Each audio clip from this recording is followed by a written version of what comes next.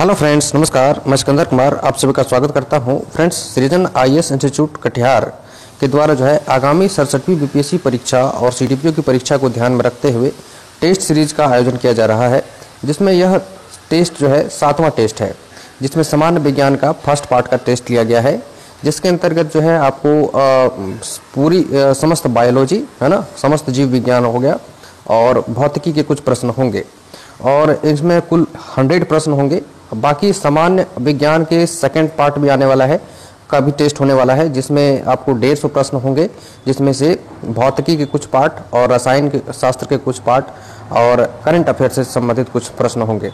तो चलिए इस पेपर का जो पेपर हुआ है, यह एक टेस्ट हुआ है, इसका हम लोग डिस्कशन देख लेते हैं। ठीक है, तो ये है। तो चलिए पहला नंबर प्रश्न है, देखिए, प्रकाश संश्लेषण की दर सबसे अधिक होती है किसमें? तो प्रकाश संश्लेषण की जो दर सबसे अधिक होती है वो होती है लाल रंग के प्रकाश में। आपको ये याद रखना चाहिए। ठीक है, तो ये हो गया। सेकंड नंबर क्वेश्चन देखिए, प्रकाश संश्लेषण का अंतिम उत्पाद क्या होता है? तो अंतिम प्रोडक्शन क्या होता है? अंतिम प्रोडक्ट जो होता है वो होता है कार्बोहाइड्रेट। ठीक है, कार्बोहाइड्रेट। कुछ लोग ऑक्सीजन भी मारे हैं, लेकिन ये देखिए अंतिम उत्पाद की बात कर रहा है तो कार्बोहाइड्रेट होगा। ऑक्सीजन गलती से निकल जाता है गैस, जो कि हमारे लिए उपयोगी होता है। ठीक है, तो ये एक्चुअल में कार्बोहाइड्रेट इसका उत्तर होना चाहिए। अगर ऑक्सीजन भी आप मानते हैं तो ई आंसर भी दे सकते हैं, लेकिन जहां भी मैंने इस प्रश्न को देखा है उसका उत्तर कार्बोहाइड्रेट को ही माना है अंतिम उत्पाद के रूप में, है ना। ऑक्सीजन गलती से बन जाता है, जो कि हमारे लिए उपयोगी होता है। ठीक, तीसरा नंबर क्वेश्चन देखते हैं, पादप के ऑक्सिन हार्मोन से संबंधित कौन सा कथन सही है? देखिए, पादप मतलब होता है प्लांट्स। प्लांट्स में भी बहुत सारे ऑक्सिन्स होते हैं और बहुत सारे हार्मोन्स होते हैं। वो हार्मोन करते क्या है कि प्लांट्स को या किसी भी जीव में भी जो हार्मोन होते हैं उसके फंक्शन को करने में जो है सहायता करता है। ठीक है ना।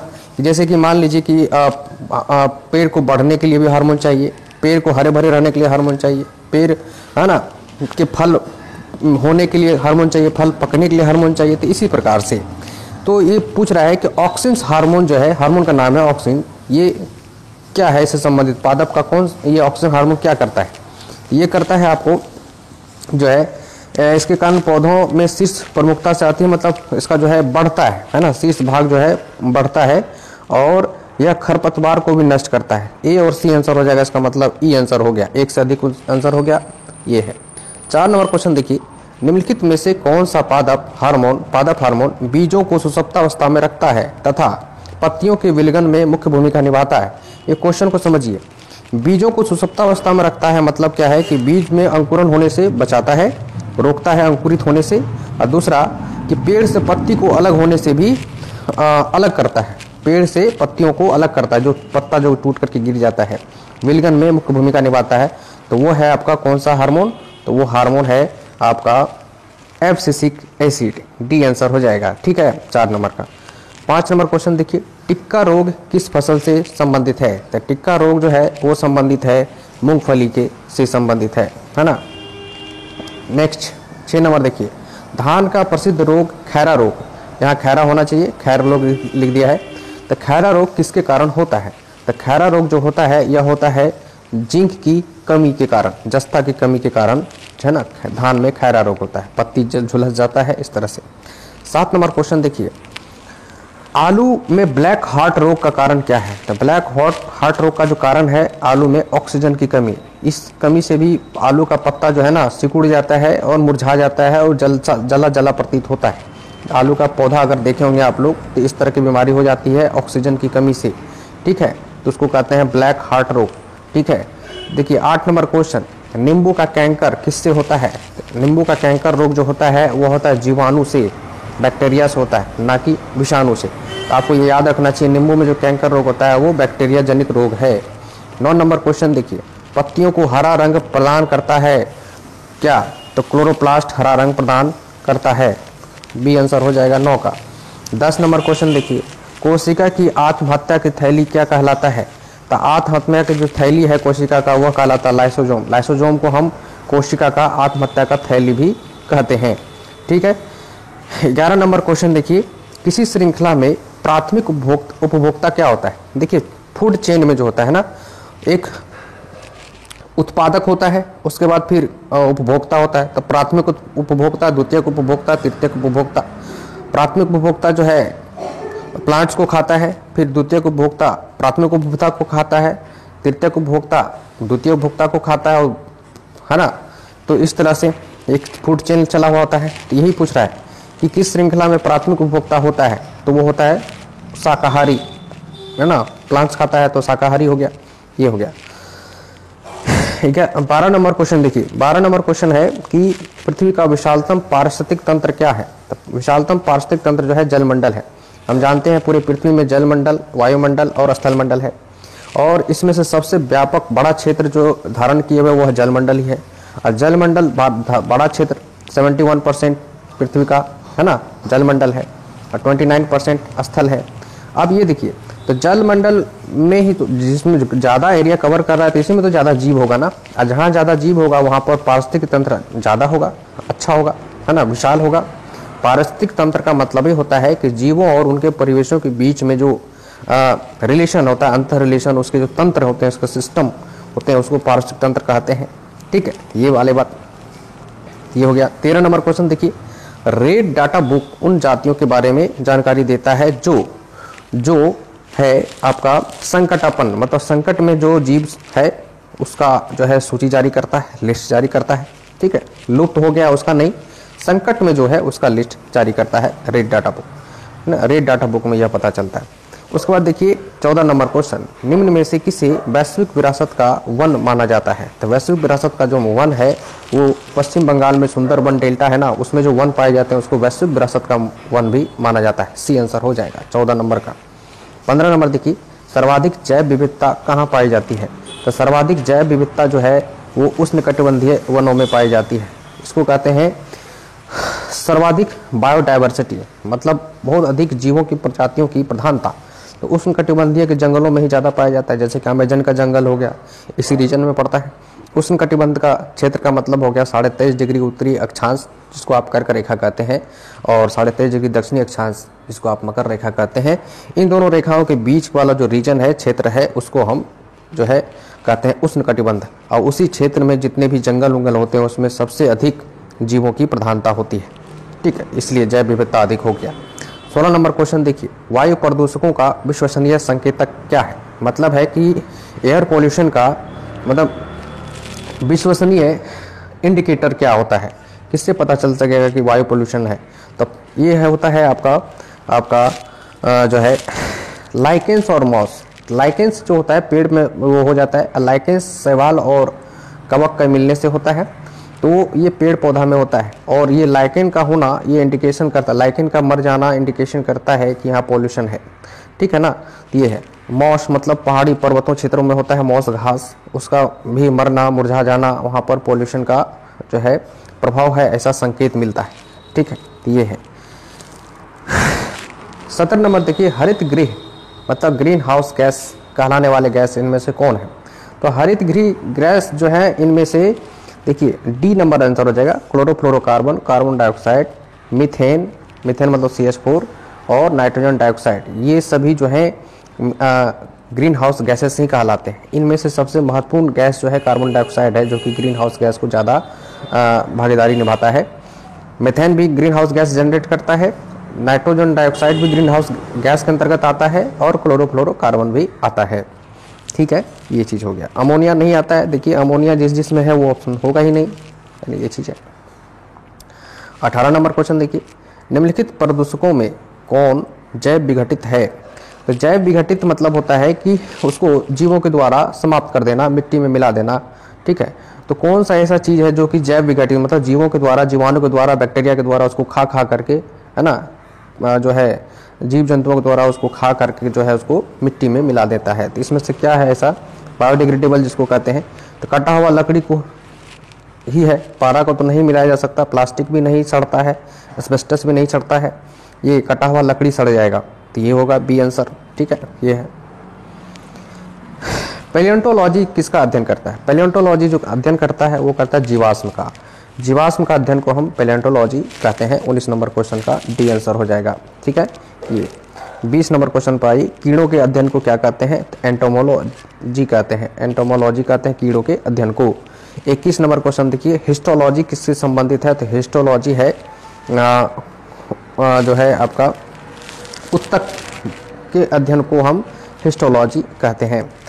22 नंबर क्वेश्चन है देखिए, मांसपेशियों का अध्ययन क्या कहलाता है? तो मायोलॉजी कहते हैं, मांसपेशियों के अध्ययन को हम मायोलॉजी कहते हैं। उत्परिवर्तन का सिद्धांत प्रतिपादित किसने किया था? उत्परिवर्तन का सिद्धांत जो है प्रतिपादन किया था डॉक्टर ब्रीच ने। ठीक है, ये चीज है। उत्परिवर्तन का मतलब होता है कि कोई भी गुण किसी जीव में आ गया तो वो धीरे धीरे उसके वंशानुक्रम जो है उसके अगली पीढ़ी में भी वो आएगा, फिर उसके नेक्स्ट पीढ़ी में भी आएगा और थोड़ा सा बढ़ा हुआ प्रतीत होगा। इस तरह से वो विकास जो करता है, तो ये उत्परिवर्तन कहलाता है। तो ये डी व्रीज ने दिया था इस सिद्धांत को। ठीक है, ये है। निम्न में से कौन एक शरीर को गर्म रखने हेतु उत्तरदायी है? तो गर्म रखने हेतु उत्तरदायी इसमें से कौन सा है शरीर को जो गर्म रखता है? तो वो है आपका,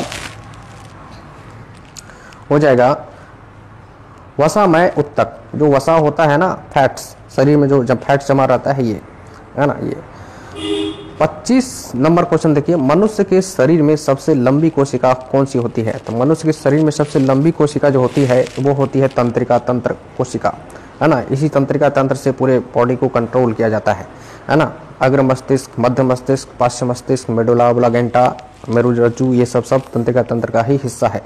ठीक है, पूरे बॉडी को कंट्रोल किया जाता है।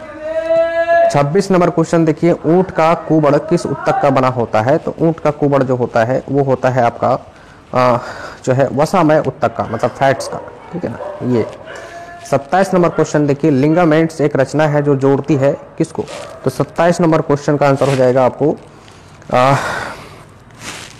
अस्थि को अस्थि से जोड़ता है। जॉइंट देखते होंगे, जैसे घुटना के पास पैर के टिबुला हड्डी को जो है फीमर हड्डी से जोड़ता है, तो वो क्या है? वहाँ पर लिगामेंट है। लिगामेंट हड्डी को हड्डी से जोड़ता है ना, अस्थि को अस्थि से। 28 नंबर क्वेश्चन देखिए, जीवों के नाखून, खुर और सींग किस उत्तक से बना होता है ना, किस सेल से बना होता है? तो आपको ये बताना है। तो ये है आपका जो नाखून होता है, खूर होता है, सींग होता है, ये जो होता है आपका किरेटिन से बना होता है। 28 का सी हो जाएगा किरेटिन उत्तक से। ठीक है, ये चीज। 29 नंबर क्वेश्चन देखिए, जीवाणु की खोज किसने की थी? तो जीवाणु की जो खोज की थी वो की थी ल्यूवेनहॉक ने। ठीक है, ल्यूवेनहॉक बी आंसर हो जाएगा। ठीक, ल्यूवेनहॉक, बैक्टीरिया की खोज। 30 नंबर क्वेश्चन देखिए, हृदय का पहला प्रतिस्थापन किसके द्वारा किया गया था?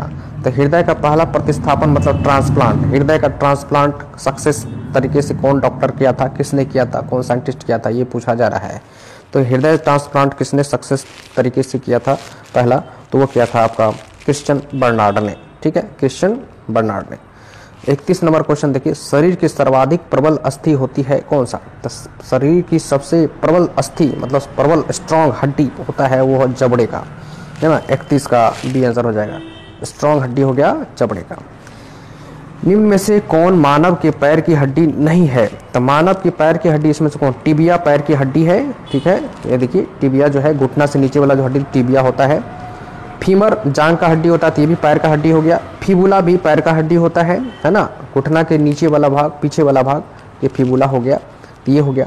लेकिन ह्यूमरस जो है ना, ये बाजू जो होता है ना, बाजू, कंधा और छाती से मिला हुआ जो हड्डी होता है वो ह्यूमरस होता है। तो ये आंसर हो जाएगा ह्यूमरस, पैर का हड्डी नहीं है। वो बोल रहा है पैर का हड्डी इनमें से कौन है? तो बाकी 3 है, ह्यूमरस नहीं है।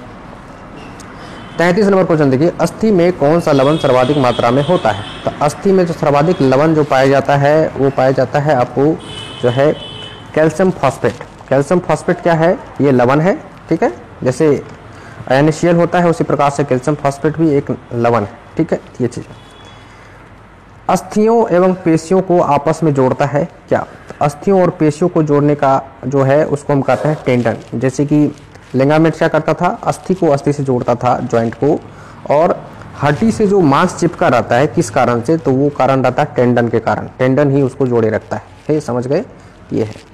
35 नंबर क्वेश्चन देखिए, इसमें है कि मनुष्य के जीवन काल में कितने दांत 2 बार विकसित होते हैं? तो मनुष्य के पूरे जीवन काल में 20 दांत ऐसे होते हैं जो 2 बार होते हैं। ठीक है। 36 नंबर देखिए, मुख में स्टार्च का शर्करा में पाचन किसके द्वारा होता है? तो टाइलिन के द्वारा होता है। मुख में जब भी आप भोजन लेते हैं, शर्करा, स्टार्च ही लेते हैं। भोजन जो भी होता है स्टार्च ही होता है। जो भी दाना पानी लिए आप, जो भी आप फल फूल लिए, जो उसका गुद्दा होता है, मांसल भाग, वो सब स्टार्च ही है। सब्जी, आलू, ये सब स्टार्च ही है। तो उसको जब आप मुंह में जैसे ही लेते हैं तो मुंह में एक लार निकलता है जिसको हम टाइलिन कहते हैं, तो वहीं से पाचन क्रिया होता है। ठीक है, तो ये चीज़ है। 37 नंबर देखिए, इनमें से कौन पाचन तंत्र का हिस्सा नहीं है? तो पाचन तंत्र का हिस्सा इनमें से कॉर्निया नहीं है। कॉर्निया आँख में होता है, बाकी सब पाचन तंत्र का हिस्सा है। यकृत लीवर में जो है लगा रहता है, लीवर से अटैच रहता है। पित्ताशय भी लीवर से अटैच रहता है। सॉरी यकृत को ही लीवर कहते हैं, ये पाचन तंत्र से ही जुड़ा रहता है ना, छोटी आंत से। पित्ताशय भी जो है आपका पाचन तंत्र का ही हिस्सा है। गोल ब्लाडर जिसको कहते हैं, पीतरस वहाँ पर रहता है, चूसता है वो पीतरस को, जो है जमा रहता है उसमें। आंत, बड़ी आंत, छोटी आंत, ये तो है ही। कॉर्निया नहीं है पाचन तंत्र का हिस्सा। ठीक है, ये है। 38 नंबर क्वेश्चन देखिए, मानव शरीर में भोजन का रक्त द्वारा अवशोषण कहाँ सर्वाधिक होता है? तो मानव शरीर में जो भी हम भोजन खाते हैं तो पाचन तंत्र में वो जो है मुंह से शुरू होता है और अमाशय में जाता है, फिर छोटी आंत में, फिर बड़ी आंत में, फिर वो बाहर निकलता है। तो इस तरह की जो प्रक्रिया होती है, तो छोटी आंत में सबसे ज़्यादा उस भोजन से जो है ऊर्जा अवशोषण होता है। ठीक है, ये तो छोटी आंत आंसर हो जाएगा। ठीक। 39 नंबर देखिए, पचे हुए भोजन में मौजूद विषैले पदार्थ का कौन सा अंग चूषण करता है? तो पचे हुए भोजन में जो है कुछ विषैले पदार्थ भी होते हैं, तो उसको कौन सोख लेता है, ये प्रश्न है। 39 का हो जाएगा आंसर डी, यकृत। यकृत का मतलब होता है लीवर। ठीक है, इंग्लिश होता है यकृत का लीवर। 40 नंबर देखिए, सोते समय रक्त दाब में क्या परिवर्तन होगा? मतलब सोता हुआ व्यक्ति का ब्लड प्रेशर में क्या परिवर्तन होगा? तो ब्लड प्रेशर घट जाएगा। सोते हुए व्यक्ति का ब्लड प्रेशर लो हो जाता है थोड़ा सा। ठीक है, ये है। रुधिर दाब मापक यंत्र क्या कहलाता है? मतलब ब्लड प्रेशर जो मापते हैं, आप जाते हैं डॉक्टर के यहाँ तो ब्लड प्रेशर मापते हैं ना, बाँह में दे करके हवा भरते हैं उसमें और फिर देखते हैं क्या चल रहा है, तो ब्लड प्रेशर, तो उसको जो यंत्र को क्या कहते हैं?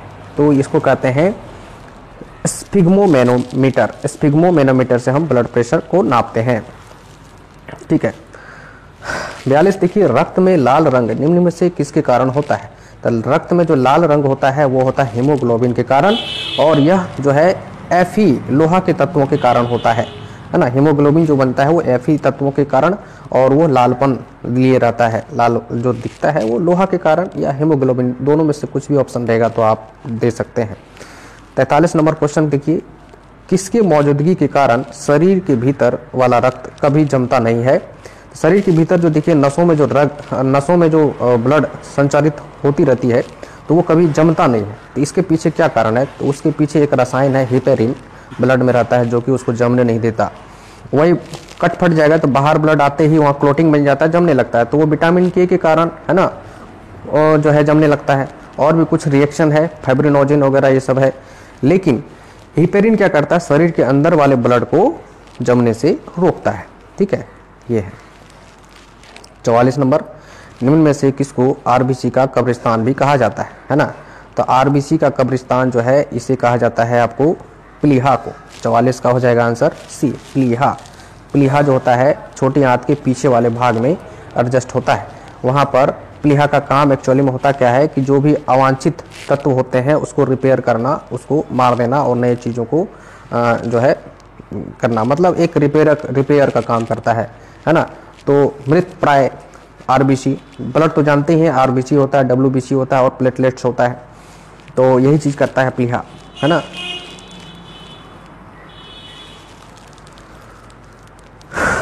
श्वेत रक्त कणिका, जिसको आप डब्ल्यूबीसी कहते हैं, श्वेत रक्त कणिका मतलब डब्ल्यूबीसी, किस नाम से जानी जाती है? तो इसको केमिकल नाम या साइंटिफिक नाम क्या है? तो ल्यूकोसाइट्स। और आरबीसी को एरिथ्रोसाइट्स कहते हैं, है ना। आरबीसी को एरिथ्रोसाइट्स कहते हैं और डब्ल्यूबीसी को ल्यूकोसाइट्स कहते हैं। ये भी कभी कभी पूछ लिया जाता है। 46 नंबर देखिए, आरएच तत्व मतलब आरएच फैक्टर के अनुसार कौन सी जोड़ी विवाह के लिए उपयुक्त नहीं है? तो इसमें से जो आपका आंसर हो जाएगा, ए आंसर हो जाएगा, आरएच पॉजिटिव पुरुष और आरएच नेगेटिव महिला। इस तरह का अगर कॉम्बिनेशन मिल गया तो आपको जो पहला बच्चा होंगे उनको गर्भ में ही उनकी मृत्यु हो जाती है। तो यही चीज़ है, बाकी सब ठीक है। आरएच पॉजिटिव पुरुष नहीं होना चाहिए, कोई भी ग्रुप का पॉजिटिव और कोई भी ग्रुप का नेगेटिव महिला का। ये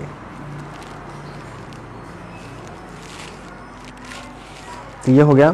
47 नंबर क्वेश्चन देखिए, कोई भी ग्रुप नहीं, सेम ग्रुप में अगर RH जो पॉजिटिव पुरुष है और सेमी ग्रुप में, जैसे एक ग्रुप है, मान लीजिए A का पुरुष है, A पॉजिटिव है, और एक ग्रुप का ही महिला भी है, A नेगेटिव है, तो A पॉजिटिव और A नेगेटिव पुरुष महिला मिलकर के जो बच्चा होगा पहला, वो मर जाएगा गर्भ में ही। ये चीज़ कह रहा है। 47 नंबर क्वेश्चन देखिए, RH पॉजिटिव पुरुष तथा RH नेगेटिव महिला का विवाह होने पर होने वाले संतान की भ्रूण अवस्था में ही मौत हो जाती है। तो अभी जाने उस बीमारी का क्या नाम है, वो कौन सी बीमारी है जिसके कारण यह घटनाएं घटती है। तो इसको हम कहते हैं एरिथ्रोब्लास्टोसिस। एरिथ्रोब्लास्टोसिस कहते हैं इस घटना को। ठीक है, ये है। भोजन का ऊर्जा में परिवर्तन कोशिका के किस भाग में होता है। तो भोजन का ऊर्जा में परिवर्तन जो होता है वो होता है आपको माइटोकॉन्ड्रिया में, इसलिए इसको पावर हाउस भी कहते हैं, ऊर्जा घर भी कहते हैं। ठीक है, ये है। 49 है, मूत्र का पीला रंग किसकी मौजूदगी के कारण होता है। तो ये होता है यूरिन का जो पीलापन होता है, पीला रंग होता है, वो होता है यूरोक्रोम के मौजूदगी के कारण। 49 का हो जाएगा डी आंसर। ठीक है, यूरोक्रोम की मौजूदगी के कारण। नेक्स्ट चलिए 50 नंबर क्वेश्चन, वृद्धि हार्मोन कहाँ से स्रावित होता है। ग्रोथ हार्मोन, जो कोई बच्चा बढ़ता है या पेड़ पौधा जो प्लांट्स बढ़ते हैं, तो वो कहाँ से, नहीं सॉरी, यहाँ पर जीव विज्ञान की बात किया जा रहा है, ह्यूमन साइंस या जीवों का। तो इसमें वृद्धि जो होता है, ग्रोथ जो होता है, वो कहाँ से होता है, कौन से ग्लैंड से होता है। तो वो होता है पिट्यूटरी ग्लैंड से, जो कि तंत्रिका तंत्र का ही हिस्सा है ना। ये है पिट्यूटरी ग्लैंड से निकलता है। निम्नलिखित में से कौन सी ग्रंथि अश्रु टीयर स्रावित करती है, आंसू निकलता है, कौन सा ग्रंथि। मानव शरीर में बहुत सारी ग्रंथियां भी होती है ना, ग्लैंड जिसको कहते हैं, बहुत सारे ग्लैंड होते हैं। हर ग्लैंड कुछ ना कुछ द्रवों का सेक्रेशन करता है, जो कि शरीर को फंक्शन करने के लिए वो मेंटेन करता है, शरीर को संतुलित रखता है। हार्मोन भी सेक्रेशन होता है अलग अलग ग्लैंडों से। तो ये चीज़ है आपका। तो ये कौन सा ग्लैंड है, मान लीजिए आंसू जो निकलता है किस ग्लैंड से निकलता है, ये पूछा जा रहा है। तो 51 का हो जाएगा लैक्रिमल ग्लैंड। ठीक है, लैक्रिमल ग्लैंड से या ग्रंथि से। ठीक है, ये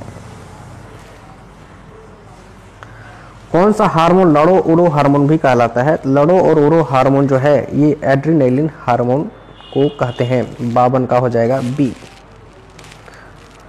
ये अधिवृक्क ग्रंथि से निकलता है, एड्रेनालिन ग्लैंड से। ये किडनी के जस्ट ऊपर में लगा होता है, वहीं से यह सेक्रेशन होता है। ठीक है, इसको लड़ो उड़ो हार्मोन भी कहते हैं, एड्रेनालिन हार्मोन को।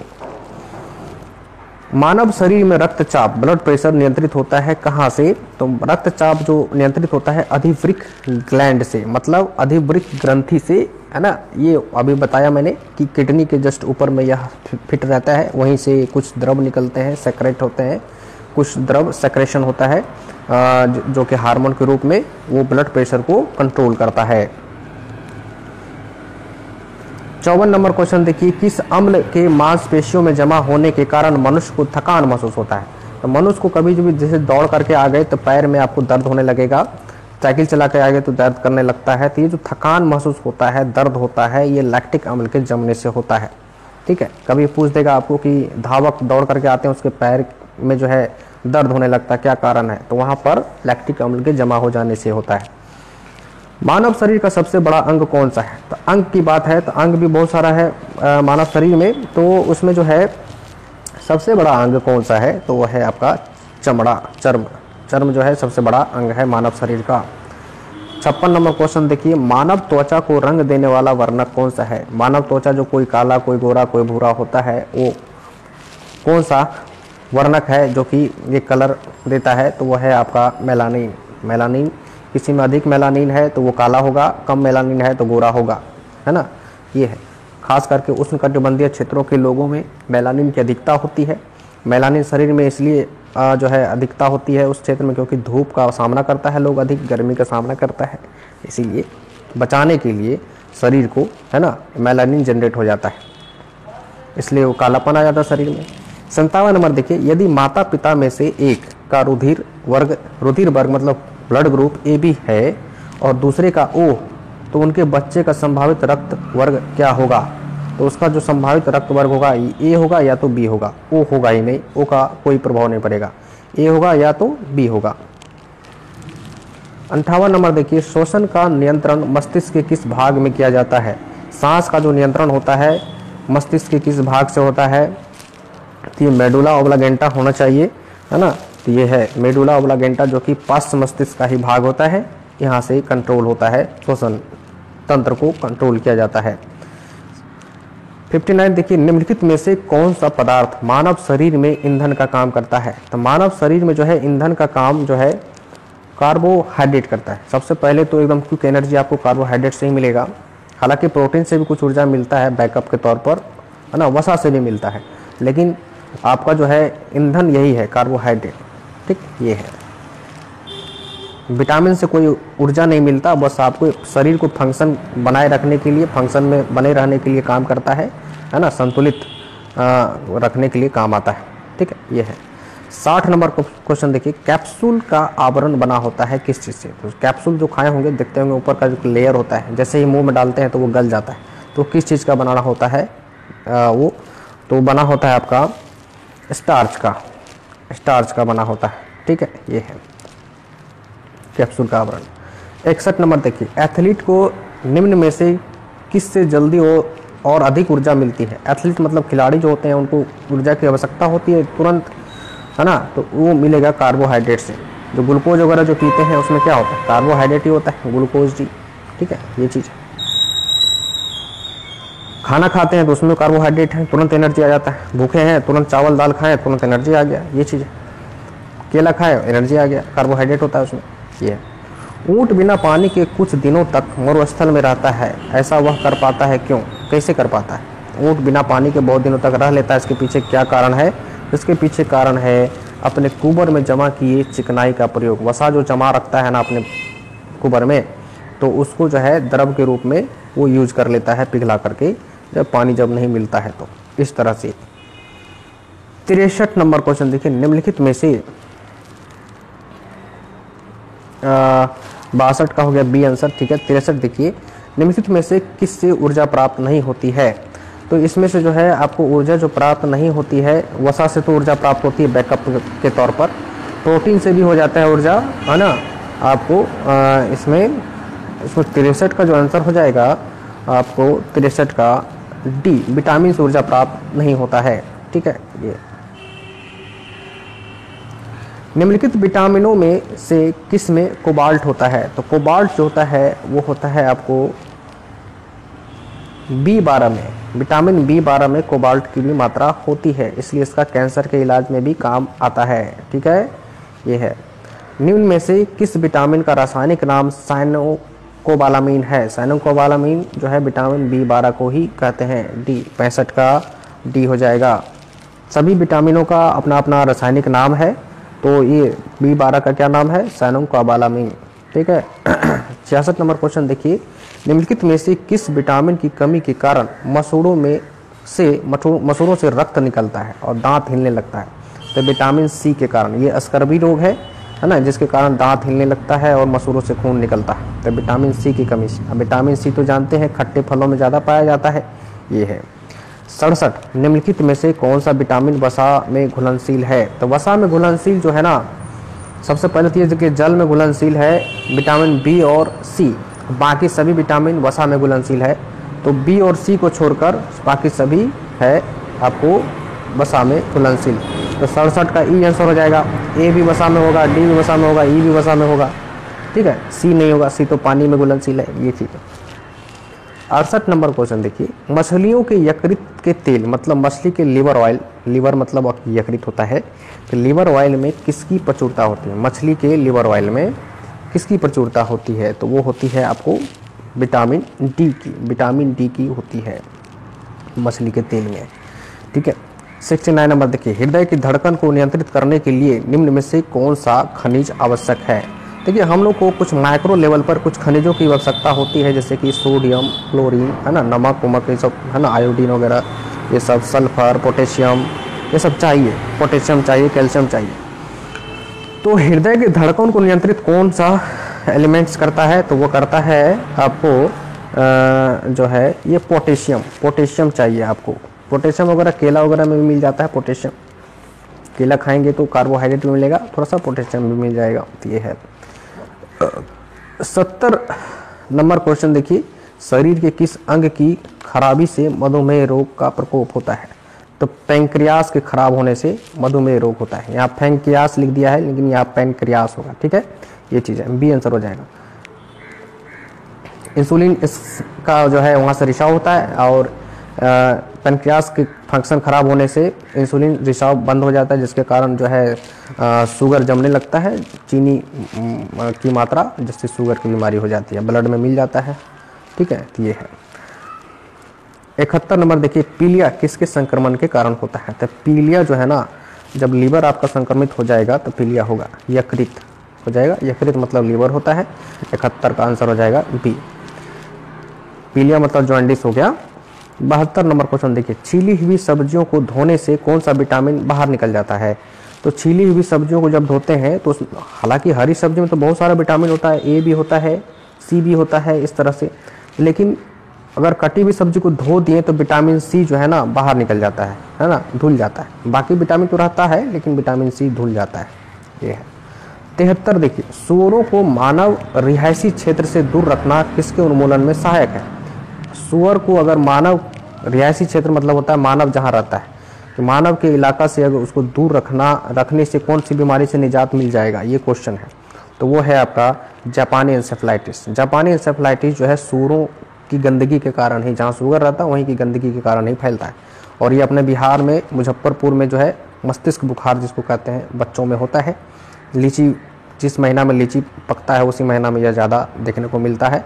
आपका गोरखपुर में भी ये बीमारी की प्रचलन बहुत अधिक है। हर बार लगभग हर साल प्रत्येक साल जो है इस बीमारी से सामना करना पड़ता है वहाँ के बच्चों को, ठीक है। ये 74 देखिए, निम्न में से किसकी कमी से रिकेट्स होता है? तो रिकेट्स जो होगा वो होगा आपको विटामिन डी की कमी से, जिसको है ना, रिकेट्स में होता क्या है कि हड्डी कमज़ोर हो जाता है और हड्डी मुड़ जाता है, ठीक है, टेढ़ा हो जाता है। ये हो गया रिकेट्स की बीमारी, विटामिन डी की कमी से। 75 नंबर देखिए, एनोस्मिया कहते हैं किसको? तो एनोस्मिया में क्या होता है कि एक बीमारी है एनोस्मिया, इसमें घ्राण संवेदना की कमी हो जाती है। घ्राण मतलब सूंघने की क्षमता खत्म हो जाती है, आप पता ही नहीं कर पाएंगे कि आखिर किस चीज़ की सेंट आ रही है, ठीक है। तो ये चीज़ है। 76 नंबर क्वेश्चन देखिए, गाय का दूध पीले सफ़ेद रंग का होता है, पीलापन लिए हुए सफ़ेद रंग, किसके कारण? तो गाय का दूध में जो पीलापन होता है वो होता है आपको कैरोटीन के कारण, और सफ़ेद होता है कैसिन के कारण। तो दो सी आंसर हो जाएगा, 76 का सी है ना, सफ़ेद पीला। ये 77 देखिए, मिनी माता रोग किसके द्वारा पानी के प्रदूषण से फैलता है?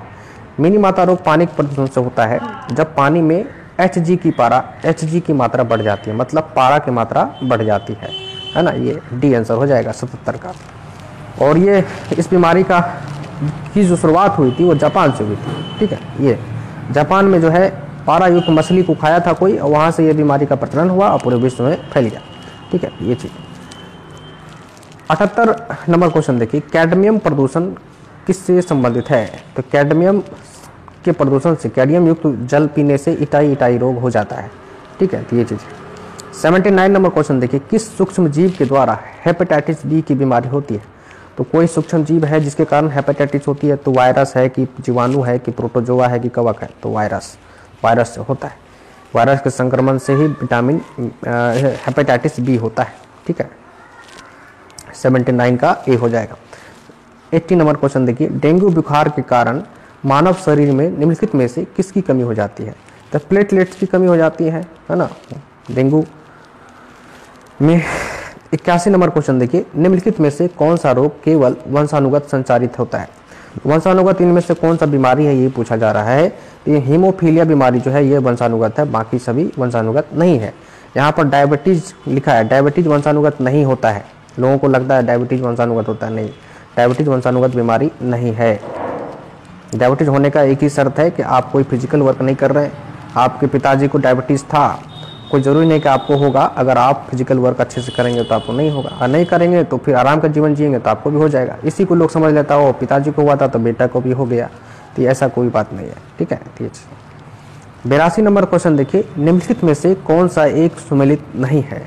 इसमें से जैसे कि देखिए डेसिबल ध्वनि की तीव्रता की इकाई है, ये तो सही है।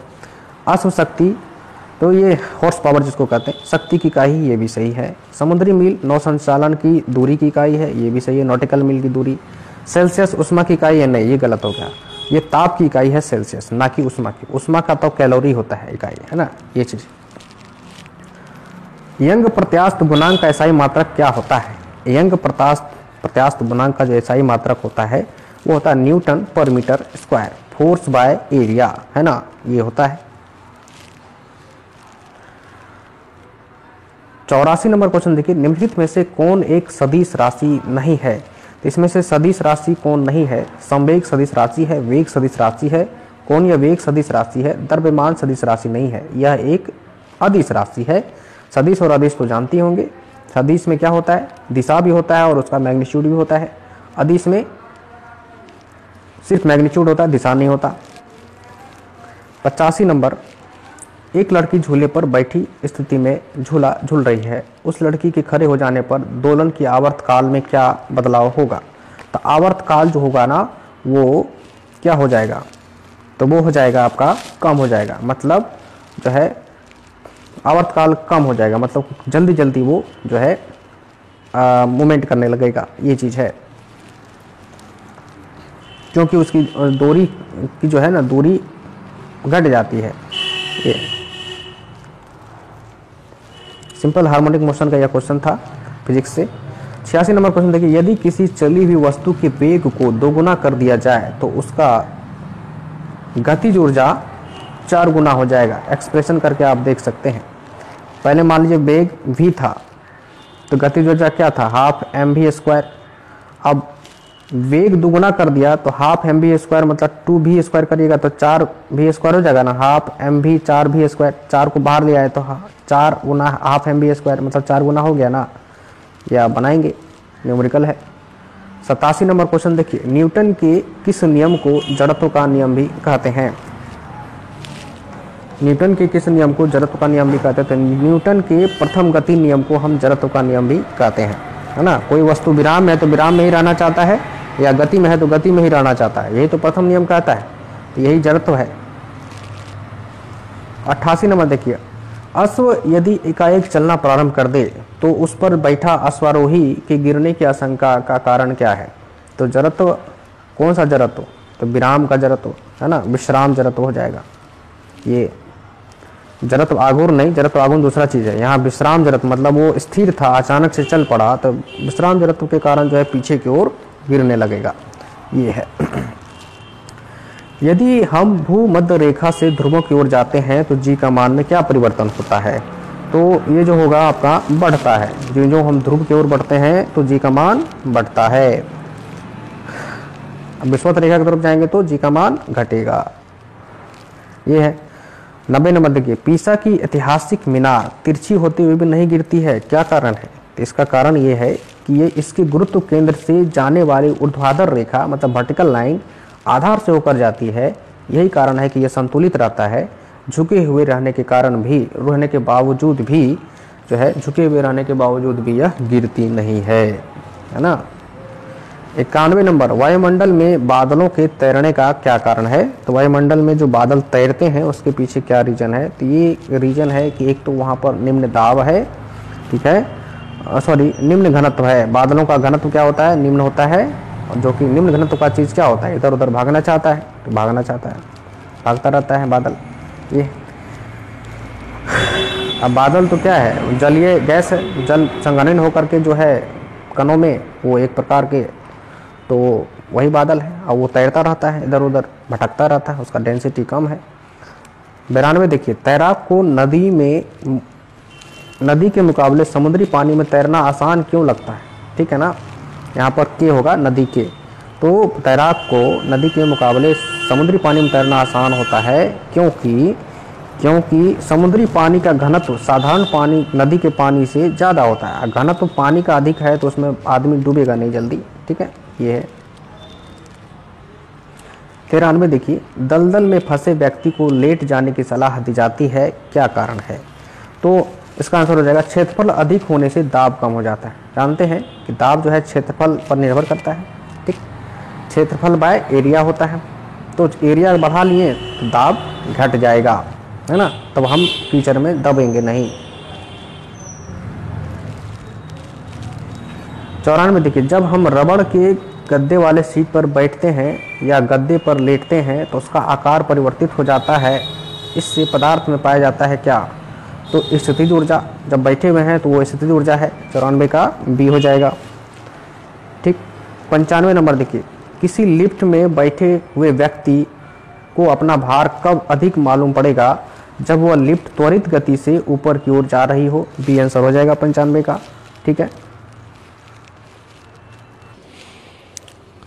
96 नंबर क्वेश्चन देखिए, यदि लोलक की लंबाई 4 गुनी कर दी जाए तो लोलक के झूलने का समय क्या होगा? झूलने का जो समय होगा वो होगा 2 गुना हो जाएगा, ठीक है, 2 गुना हो जाएगा सिंपल हार्मोनिक मोशन का। जैसे कि टी आवर्तकाल बराबर होता है 2 pi root under L by g होता है। एल अगर 2 गुना हो गया तो स्वाभाविक बात है कि जो टाइम जो ये है टी है आवर्तकाल है वो 2 गुना हो जाएगा, है ना, ये है 4 गुनी कर दिया जाए तो 4 बाहर निकलेगा तो 2 गुना हो जाएगा ऑलरेडी, ठीक है ना, 2 निकल गया बाहर तो 2 गुना हो गया, तीन चीज। 97 नंबर क्वेश्चन देखिए, पानी से निकालने पर शेविंग ब्रश के बाल आपस में चिपक जाते हैं, इसका क्या कारण है? तो पृष्ठ तनाव इसका कारण है ना, सरफेस टेंशन के कारण ये आपस में चिपक जाते हैं। 98 नंबर क्वेश्चन देखिए, जब किसी वस्तु को पृथ्वी से चंद्रमा पर ले जाते हैं तो उसका भार बढ़ जाता है, भार घट जाता है, भार घट जाएगा, है ना, 98 का बी हो जाएगा, क्योंकि हम जानते हैं कि पृथ्वी पर भार और चंद्रमा पर किसी वस्तु के भार में 1/6 टाइम्स होता है। उसके बाद देखिए 99, दूध से मक्खन निकाल लेने पर क्या होगा? तो दूध का घनत्व बढ़ जाएगा,